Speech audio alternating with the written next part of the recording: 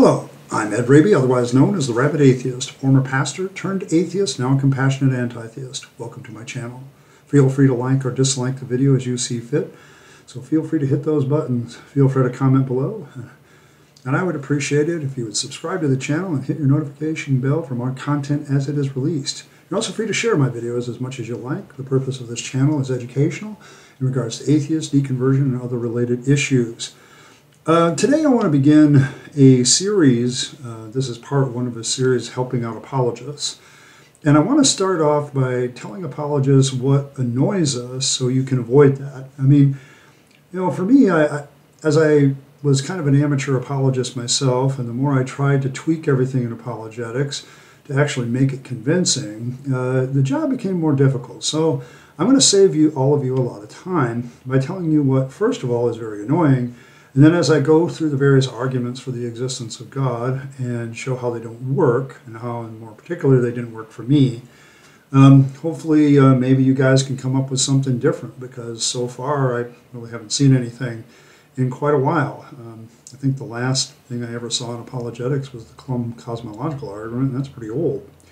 So we'll see what happens here with this little series. But before we begin really deep diving all the arguments for the existence of God, I wanted to get, 5 very annoying things that theists do when they try to convert atheists. I want to get those out of the way first, because then you can avoid these very common and, quite frankly, annoying and ineffectual things that you do.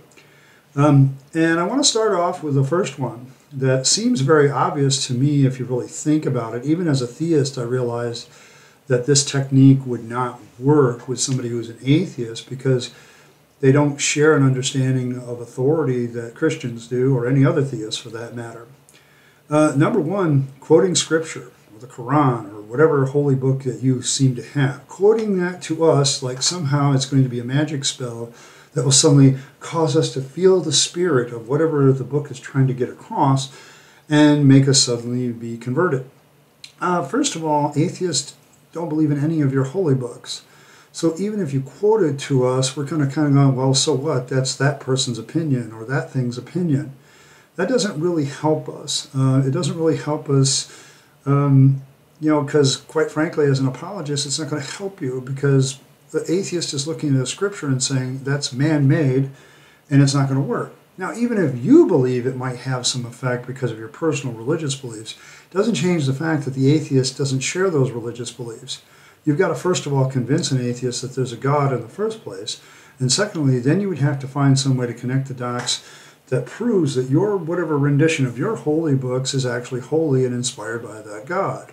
That's a lot of dots to connect before you can even quote a scripture passage to an atheist.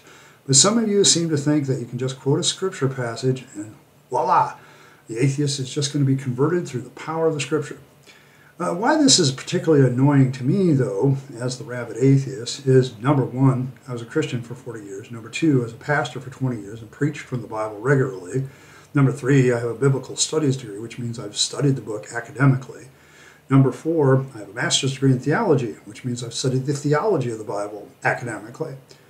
I have spent a large portion of my life studying the Bible, reading the Bible, dissecting the Bible, opening it up, trying to figure it out, pretty much since I was 9 years old. I don't know how many times I've read through the Bible, but it's quite a bit. So when somebody tries to quote a passage of scripture to me, my first thought is something like this. I already know that passage. I've already dealt with that passage. When I was losing my faith, yes, I already considered that passage and I rejected it. You might want to assume that maybe the Rabyd Atheist has already considered this passage and has already rejected it. Now, there's always some of you that are going to try to quote some scripture and give a new spin on it. That's fine. But the common, ordinary spins that most people put on these scripture passages just don't work for me. Number two, and speaking of scripture, let's get to one very specific one that is extremely annoying to most of us. And most of you Christian apologists are the ones that use this one. Quoting anything from Romans 18 to the end, 1:18 to the end of Romans 1 is annoying. It is full of presuppositions. It is, first of all, it's going back to number one, it's scripture, so it doesn't really work. But two, I wonder who that's written for. It's certainly not written for me, the atheist. It's written for you. And quite frankly, I can imagine why Paul would write such a passage. Basically, the design of the passage is if anybody was thinking about leaving the faith because they thought it was ridiculous, basically Paul has just told you that if you do that, well, you really do believe in God. It's just you're trying to get out from under his authority so you can sin. This whole passage is really annoying to most atheists because, number one, most of the time it's just not true. In my case, and why this is particularly annoying, because none of this passage applies to me, which kind of proves that maybe Paul was wrong. And that kind of undercuts, I get it, that your scriptures are infallible.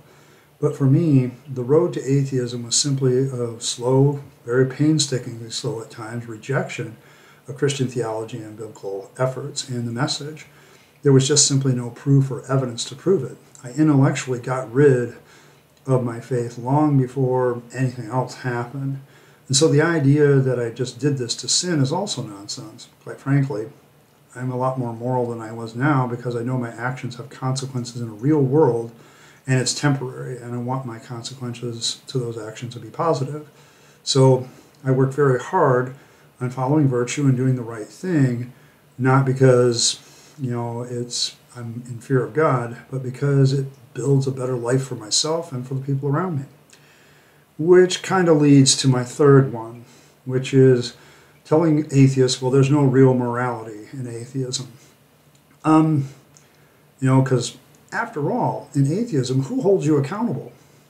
All right, well, let me give you the list of people that hold me accountable. Number one, myself. Number two, my family. Number three, my society at large with their societal expectations. 4, laws, which are passed by 5, government, which are enforced by 6, police, which are enforced by 7, other law enforcement agencies. The fact of the matter is my fellow man, in many, many ways, holds me accountable and holds me to a certain morality and ethic. I'm constantly looking for the best ethic in order to live a peaceful and happy life, to live long and prosper. These are obvious, very real goals, and that kind of leads, to the thing about, you can find morality without a God or some father figure looking over your shoulder. You can do it because it's beneficial to yourself and it's beneficial to the people you care about. That kind of leads to the next one, which is some people, you atheist number 4, will claim that somehow atheism has a worldview that would just lead to evil and anarchy. Now, this is a little bit different than number 3 in the sense that this is a claim that atheism basically boils everything down to chemicals. I had this in a recent comment where somebody said, well, then basically for you, atheism is nothing more than, if love for you is just nothing more than a dopamine hit. The problem with that is that very much overly simplifies the whole chemical reactions in the brain. There's a hell of a lot more going on than dopamine. Plus, there's a lot going outside of me in society. Other people have those same chemical reactions. The fact of the matter is, the whole issue of human behavior and what love is, loyalty, all of these things actually help us as a social species to survive and prosper and have a better life. And so this notion that somehow without God you'd have poor morality is just nonsense.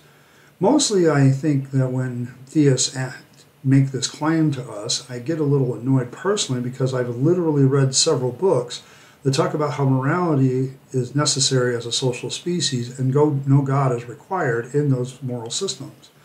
For instance, I follow Stoicism. Stoicism, you can believe in God or not.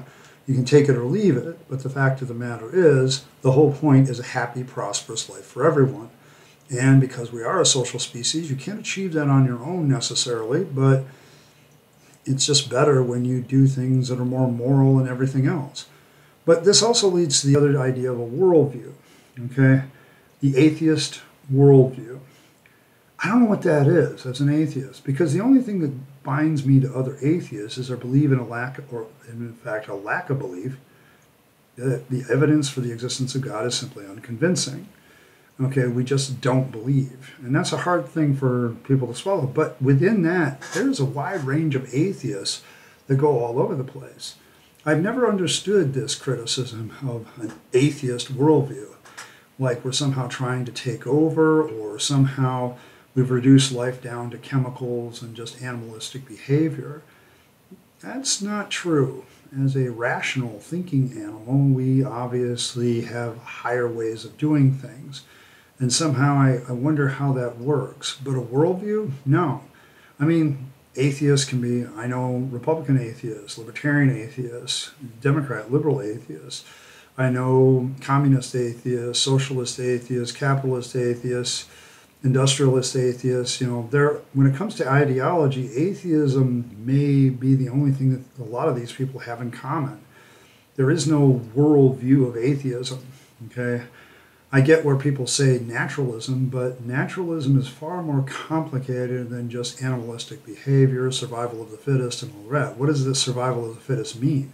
It doesn't mean necessarily the strongest or the smartest. It can be simply the most prolific. A smart, intelligent person that produces no children is, quite frankly, evolutionarily unsuccessful, no matter how smart he was. Okay, a strong man who doesn't produce any children, he's also evolutionarily unsuccessful. But the guy who's not that bright, who's not that strong, but puts out 7 or 8 kids, he has been evolutionarily successful because he has passed on his genetics and his traits. So what it means to survive and thrive and do all those things, that's a much more complicated thing. Atheism follows a lot of different philosophies. Atheists in general tend to be as diverse as there are atheists. And so I don't get the worldview thing, okay? I mean, that's as ridiculous as saying that there's a single unified Christian worldview or Islamic worldview. I know that that's not true, and you do too. So the idea that atheists have this one worldview, that's just not true. And number 5, the 5th and most annoying thing that theists do when they try to convert atheists is try to cast the idea that there is no meaning to life if you're an atheist. Sure, you can procreate, and sure, you can do all these things, and maybe there isn't an atheist worldview, and maybe, there is morality in atheism, but what's the point? What's the ultimate point? Without an eternity to gain, what is the sense of meaning of life? I don't know about this one. Here's the thing about meaning and purpose. A lot of things have a temporary purpose. It doesn't change the fact that they have a purpose. I mean, this is a pop container, okay? It contains liquid. It is a temporary purpose. It will hold that liquid for as long as I choose not to drink it. It goes through distribution, but at some point I will drink that pop bottle and I will recycle it, and its purpose is ended. It doesn't mean that it didn't have a purpose while it was doing that, but now that its purpose is ended. This notion that somehow eternity, that an ultimate purpose or meaning to life requires eternal existence is just nonsense. You can have a very meaningful purpose and a very purposeful life knowing full well that your existence is temporary and knowing that your purpose and meaning is indeed temporary. There's nothing wrong with that. I think too many people want to make, they like to have this fantasy that meaning and purpose have to be larger, and so they create a God and afterlife and eternity simply so they can, pat themselves on the back of working towards that eternal purpose. I remember when I was a theist and I was a pastor, that's why I became a pastor. I wanted that ultimate goal of having my life make an eternal significance. And then when it all came crashing down, I suddenly realized I didn't need that. All I needed was to give my own self purpose and meaning, and I could find that purpose and meaning myself. And when you apologists come along and say that, we kind of look at you and go, you do realize I feel like I have a purpose. You do realize that I feel like I have morals and ethics. You do realize that, yeah, I share one thing in common with atheists, but a lot of the other things I don't. A lot of your things that you can notice in this list that are annoying is your assumptions, the things that apologists and other people from the pulpit have told you that atheists believe. The reason all of these are annoying, all 5 of them, is because it shows that Christians are not willing to listen to atheists. They're more ready to listen to their Christian brothers and sisters about atheists and then impose their preconceived prejudices, their preconceived notions, and their preconceived ideas, which are often very false. And that includes this quotings of Scripture. I personally think Paul was wrong. Okay, I think that some people can reject the idea of God because it's not all that clear in creation that there is a God. Quite frankly, there's a ton of alternative explanations for beauty, for our understanding of how things work, where life came from, where the universe came from. We have alternative, scientific, evidence-based answers for all that stuff that doesn't require a God. And so, to be blunt, Paul is wrong in Romans 8:20. And so quoting scripture, that's a specific scripture, but quoting any scripture to us, we're looking at your holy books and going, yeah, they're written by men. And as a person with political insight that has a political science degree, I would say when I read the Bible now, there's definitely some, shall we say, attempt at manipulation, attempt at control, attempt at keeping people under the thumb of the authority. And that's a lot of what the Bible is about.